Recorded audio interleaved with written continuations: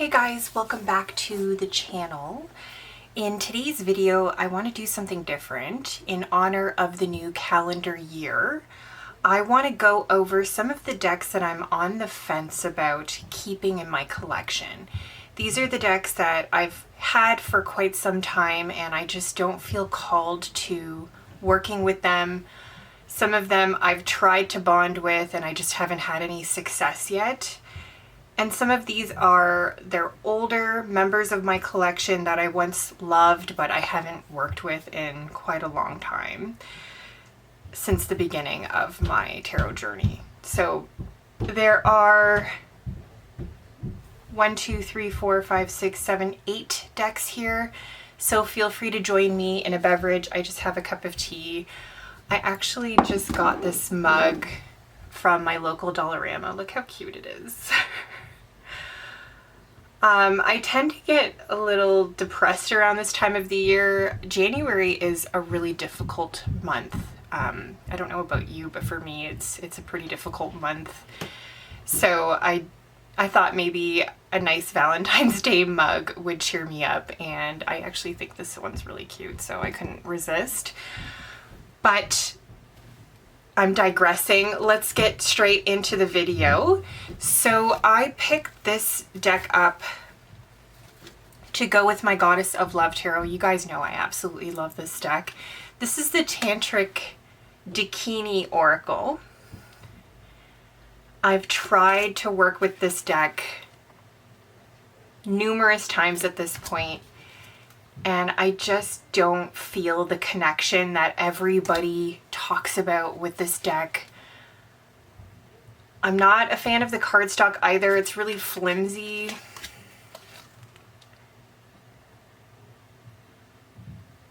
This is one that I'm going to keep around. I'm going to keep trying to connect with this deck. Again, these are the decks that I'm on the fence about. I think I'm going to give it one more go this year, as this is in honor of the new calendar year. I'm going to try and give it until the end of this year to see if I can connect with this deck. I know a lot of you have told me that this deck is incredible. I've heard this deck is very passionate, it's lusty. I don't know, I just don't feel it and I don't understand it. I feel like this deck is speaking a different language when I try to work with it. I don't really understand the guidebook either. Maybe that's just me, maybe I need to work through some blocks or something, but this is a deck that I'm definitely on the fence about, and I'm gonna try this year to connect with that deck, or it's going. This deck I've had for quite some time on my channel. This is the Animal Spirit by Krans. You guys know I love Krans's decks. I love the Oracle, the Archetypal, Wild Unknown Archetypes deck. I love that one. I use it every week to get a weekly outlook of what I'm dealing with, what archetype. And this deck, I don't know, I just can't seem... I definitely don't feel the same way about this deck that I do about her other two decks that I have in my collection, the Archetypes one that I just mentioned, as well as the Wild Unknown Archetype, Wild Unknown Tarot. I've spoken in length on the channel about how much I loved that deck, particularly early to mid journey, my tarot journey. I just felt such a strong connection to the other two decks, so when I pick up this deck, it's just like a meh compared to the other two decks. I've had periods in my tarot journey where I've felt very connected to this deck and I've gravitated towards this deck, but I think when I really started closely working with Hecate, my journey became less about animals and more about the the botanicals, the plant spirit. plant spirit witchcraft. My journey became more about that and connecting with botanicals than it was animals. And I'm not saying that my path doesn't include working with animals. It very much does. It's just the focus has it's shifted more towards really focusing on plants. And this deck, it doesn't really include that, although I do like the color, and I've worked with this deck that way. You guys know I love color magic. It's a huge part of my practice. Color really speaks to me spiritually.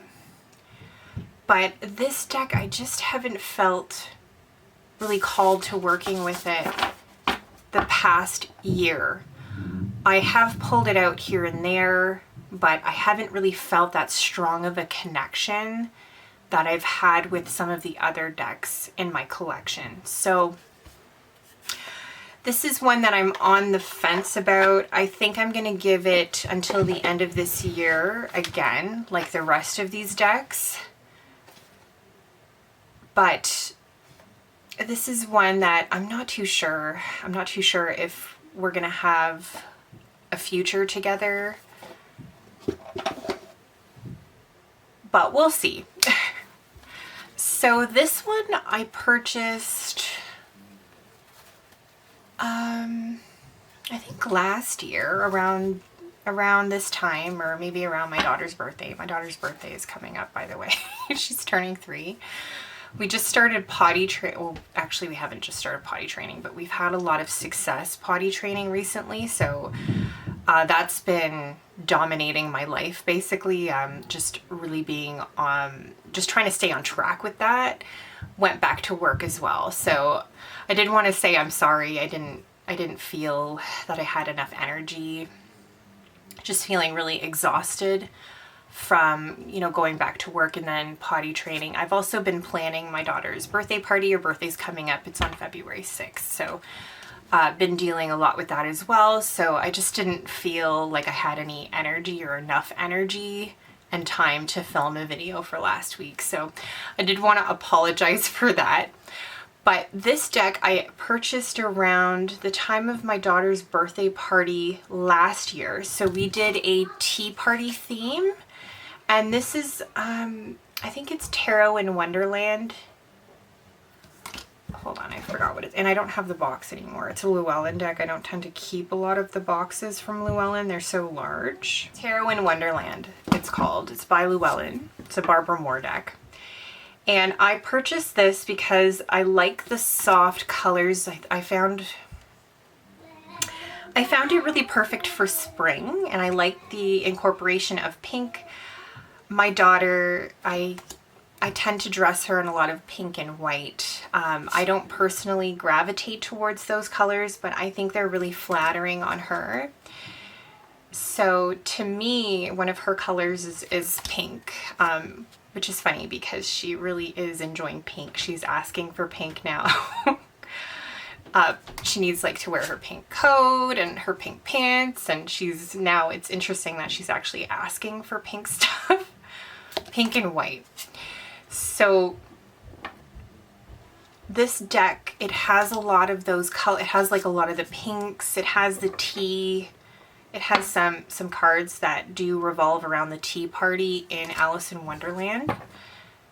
Sorry, I think I forgot to mention that. I'm sure, as you can tell by the title of the deck, it's an Alice in Wonderland themed tarot deck. But I did purchase this for my daughter's birthday party. I like to, this is going to sound so weird.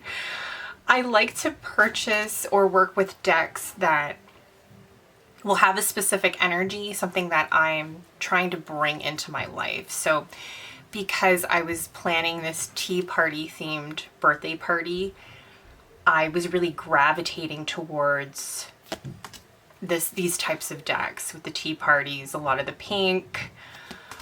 Weirdly enough, I'm noticing that I'm again gravitating towards like the soft pinks, purples,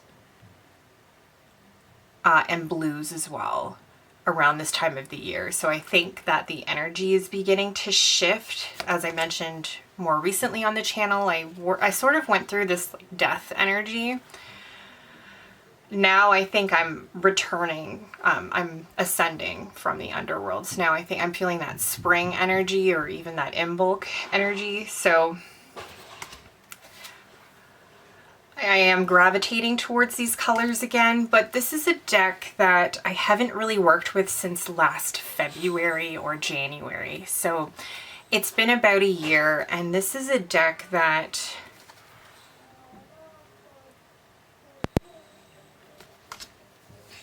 I think I might actually end up working with this soon. As I said, I'm really gravitating towards these soft purples, pinks, and blues. And now that I'm looking at the imagery, I can see it represented all throughout the deck. So it has a really dreamy, liminal energy to it as well. And I just don't gravitate a lot towards those dreamy decks, the soft pastel colors. I like a dark palette unless I'm working with a specific energy. And funny enough, I'm drawn to these colors again, and I think it's because this is also going to sound really weird.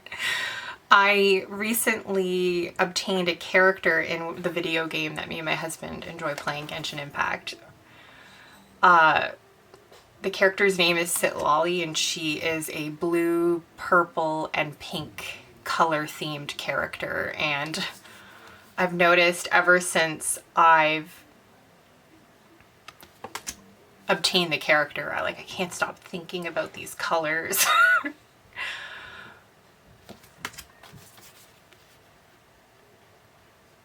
Would this be an Amanda video if you didn't learn something totally weird about me? Well, anyway, this is, again, it's a deck that I haven't worked with since last January or February. So this is one that I'm going to see if I feel called to working with it at all this year. And if I don't, I think it's going to have to go.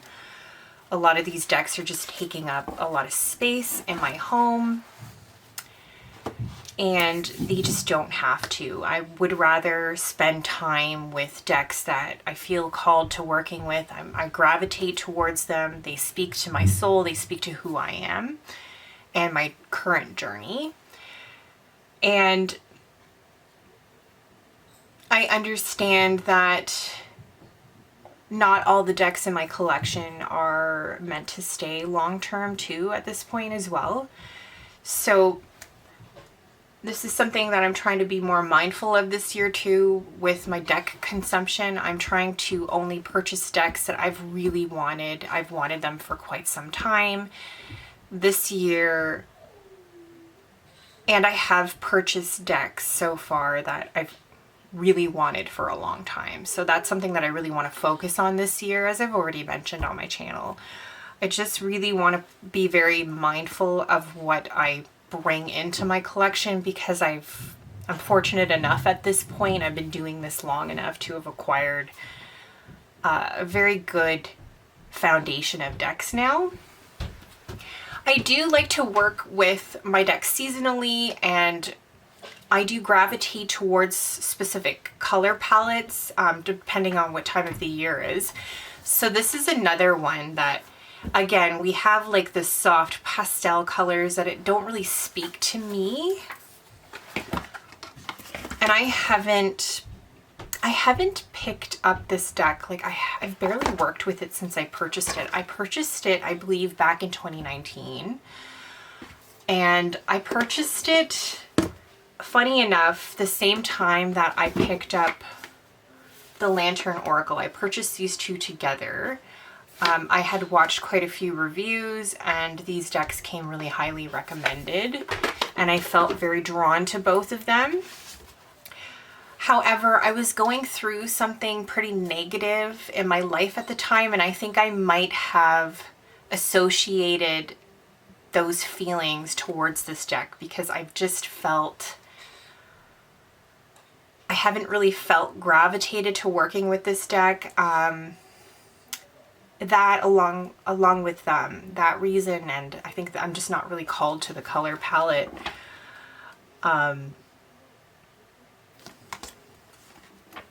haven't really felt called to working with this deck at all. I think I've maybe only picked it up a handful of times since I purchased it back in 2019.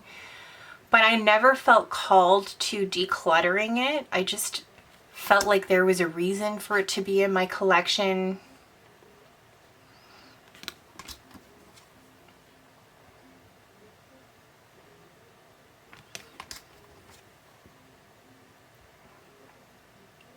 It is a really beautiful deck. I just don't really like the fairies. I prefer darker imagery. But I do like having these types of decks in my collection because it balances out my collection. I feel like if I just had darker decks, I don't know, it's kind of boring. Like there's only so much shadow work you want to do in a year. Like there are times where you do want to work with something that has a lighter energy.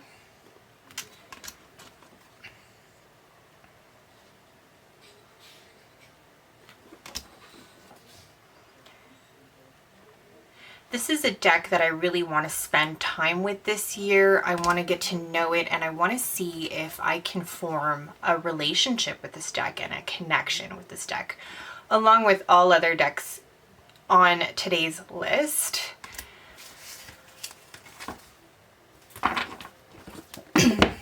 And it's very beautiful.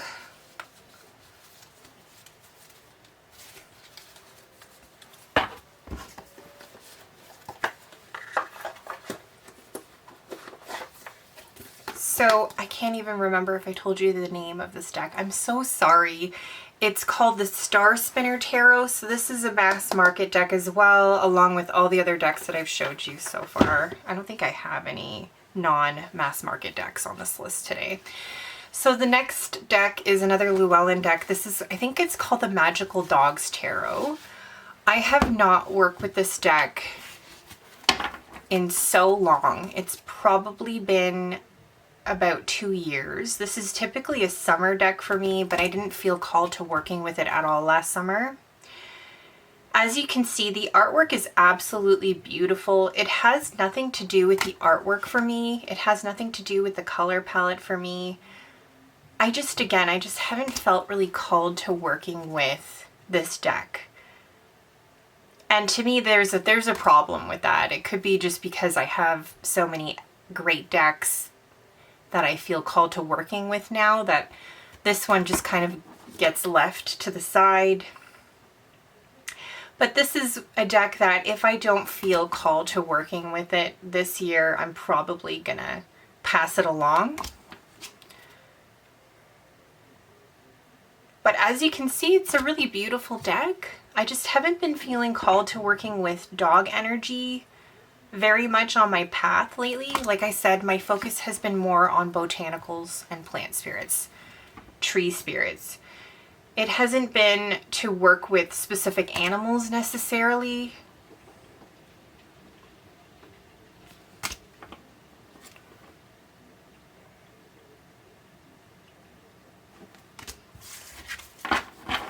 So again, this is the Magical Dogs Tarot.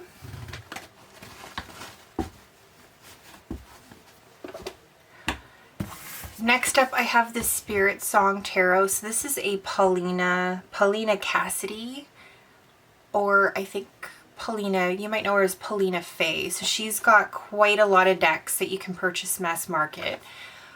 This is a US Games deck, and this is an animal energy deck.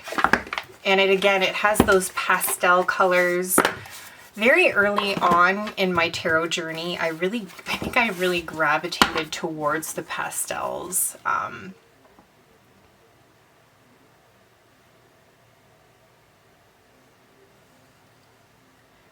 But again, we have more animal energy. I just don't feel called to working with this deck, especially when I have the Wild Unknown Tarot, I have the Woodlands Warden Oracle. I just have, I think, meatier decks. This one is a very soft, it's very sweet.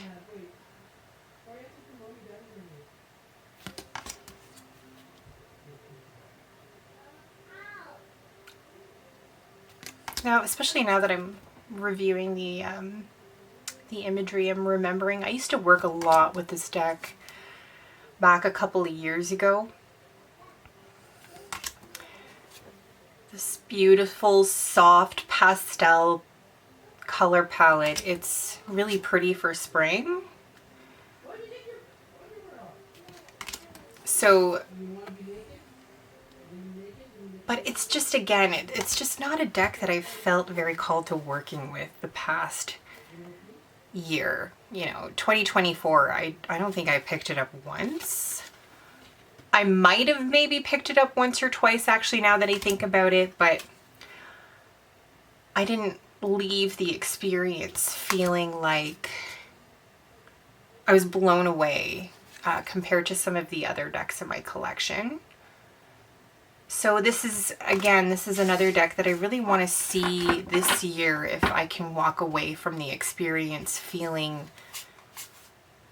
deeply connected or even fulfilled from my work with this deck. Next deck on the list is the Seers Tarot. So I don't even know if I've showed this deck on my channel at all. So this deck, I once felt very connected to this deck. I once felt like I knew this deck like the back of my hand. It felt almost like a partner.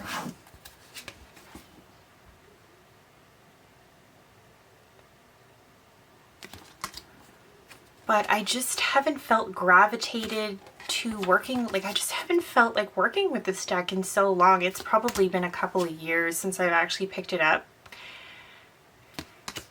As you can see, it's really beautiful work, artwork. Like very beautiful, vivid colors, a lot of reversals. But I do think that this deck, it probably needs to go at this point. I haven't worked with it in a few years, and I did put it on the list because I do feel that there is a sentimental value, there's a sentimental attachment, but now that I'm actually going through the imagery, I do feel that it's time to let it go. So I think I will be rehoming this deck. Unfortunately, it is an excellent deck if you're new to tarot and you're really interested in learning the structure. And I like the modern take on the classic Rider-Waite-Smith meaning. It just allows you to understand the meaning and the structure of tarot just through a modern lens. So I do like this deck for beginners. Maybe that's why I just don't feel called to working with it. And again, like I said, this deck, I've worked so much with it in the past. I felt so connected with it in the past. It's why I wanted to keep it for another year. But like I said, I just went through it and I do feel that it's time. So this is one I think I will not be keeping. So last up, I have the Oracle of Portals. I purchased this not recently, but this is probably the most recent deck that I've purchased on this entire list, although it hasn't really been that recent. This is it's a beautiful deck. You can see this is old Blue Angel cardstock. It's like the really large size. So probably 2023 I picked it up. But it is it's stunning. Every time I look at the artwork, I think that this is such a beautiful deck. I really should be playing with it, but I just don't feel called to working with it in its intended way. It's meant to be worked with to help with transitions. At least that's why I picked it up. But you guys know I pretty much work with the Soul Mirror Oracle that way. So I just haven't really felt called to working with this deck at all compared to some of the other decks that I have.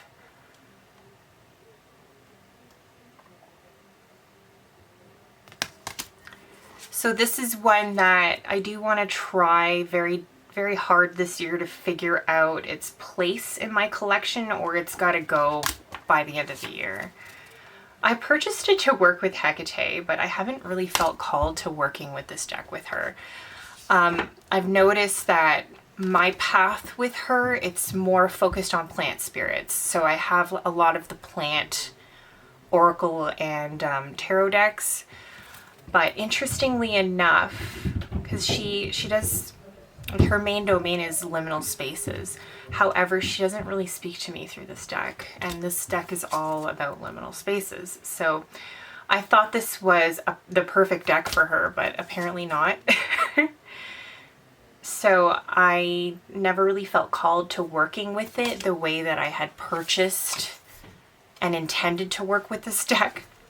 So this is one that I really want to spend time with this year to figure out why it's in my collection, how I can use it. If not, if I can't figure that out, then it has to go. So I just forgot, I also have the Path of Light Oracle that I'm on the fence about as well. I purchased this alongside Soul Mirror Oracle because I think they came out around the same time. So as you can see, it's the new blue angel. They have Blue Gaia Publishing. I think that's Blue Angel. So it's the new cardstock. It's like the slimmer cardstock. So it did come out around the same time. I just have not felt called to working with this deck at all since I purchased it. I don't think I've used it once. And that was something that I was really planning on working with. I was really planning on working with it this summer. I don't think I did at all. Maybe once or twice, but I just really haven't felt called to working with this deck at all. So this is one that I really want to work with this year to figure out its purpose in my collection, or it's gotta go.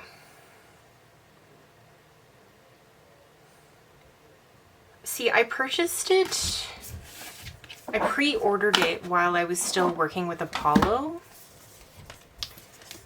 in the hopes of connecting with him with this deck. I just haven't felt called to working with Apollo at all since not last summer, but the summer before that. So it's been 2 years at this point. Like I don't know if I'm going to work with him ever again at this point. I'm more drawn to the dark feminine. And I've been drawn to the dark feminine for a long time now, so this is one that I just don't gravitate towards light themed decks. I do like the, and to me honestly, I don't think it's AI art, but it looks like AI art. I think that it was actually created by an artist though. And I don't mean to be offensive. I think that it's very visually appealing. It's very beautiful. But I'm just not feeling very called to working with this type of artwork. And I haven't been feeling very called to working with a light themed deck. So again, this is something that I really do want to try. And I do want to try to get to know this deck this year to see how it's going to work in my collection. So again, this is the Path of Light Oracle. Thank you so much for joining me in today's video. This is all the decks that I'm on the fence about. I think I'm going to do a separate deck list of the ones that I'm cutting from my collection for sure this year. And then I also wanted to revisit my Hecate deck list video. I created a Hecate deck list video quite some time ago on the channel. I've grown a lot since I can't speak today. I've grown a lot as a person and as a Hecatean witch, a Hecatean follower, worshiper, and I do have some significant changes that I've wanted to make. I've wanted to make like a follow-up video to that video a long time ago. I just never really felt like it was the appropriate time to do it, but it is a video that I want to revisit. It's probably going to come out within the next couple of weeks. So be on the lookout for that video. I know a lot of you guys are interested in Hecate. You also work with Hecate, so I'm always interested in sharing what I've learned over the course of my journey with her. And I'm always interested to hear what you guys have learned and what you gravitate towards when you're working with her. So I'm very excited and happy to share the updated list with you. So again, be on the lookout for those upcoming videos on the channel. And thank you so much for watching this video, and I'll see you in the next one. Bye.